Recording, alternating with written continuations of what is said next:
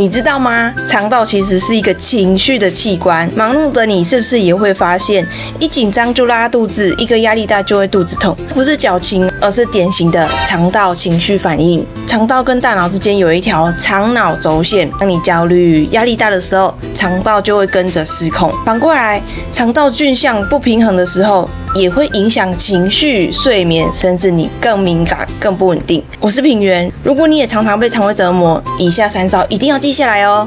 第一，补好菌，透过益生菌养肠道，体态更轻盈，情绪会更稳定。我自己也有在吃益生菌，留言加1，我分享给你我怎么挑选。第二，调整饮食，清淡规律，少油少盐，不要暴饮暴食，也不要偏食。第三，多走动，久坐会让肠道变懒，每30分钟就起身走一走，去装水啦，上厕所都好，也别忘了多喝水。